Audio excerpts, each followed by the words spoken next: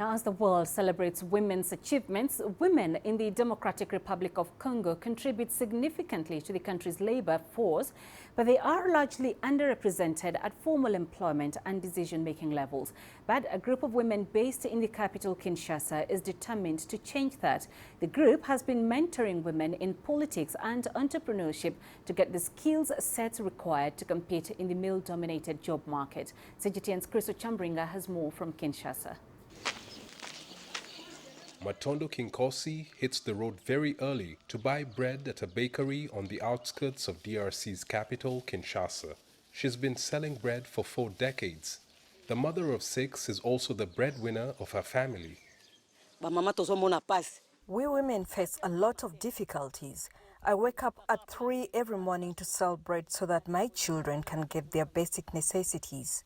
I'm not going out to steal or get handouts because I believe in earning from my sweat. Matondo is one among millions of Congolese women who are struggling to support their families.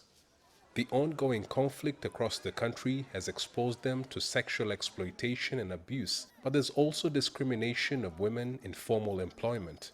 A movement of educated Congolese women is taking the initiative to train women entrepreneurs to excel in the job market. Nefertiti Chibanda is the vice president of the International Movement of the Dynamic Women of Africa, MIFDA. As women, we have that responsibility. We take it as responsibility to work twice as hard, maybe to be recognized half as much as men. We are aware of that. We are aware of that. That's why when we work and we conduct ourselves very seriously. We pay attention to details and we try to remain focused on what's essential. She has mentored women in the DRC and other parts of the world. And now, more Congolese women are demanding equal opportunities with men. Si la femme continuera à subir, tant mieux qu'elle soit active. If women continue undergoing discrimination in our country, we won't develop.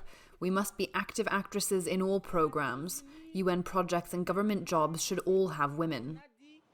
The DRC has ratified international conventions that require 30% of national offices to be filled by women, but that's still far from being achieved. When I look at our government, I wonder why they mostly appoint women to be vice officials and not senior managers. I'm totally against that. DRC President Felix Tshisekedi has vowed to promote the rights of women and ensure they get fair access to available opportunities.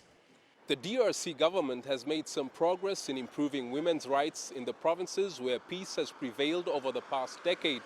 But the situation of women in the conflict-prone areas of eastern DRC is quite worrying.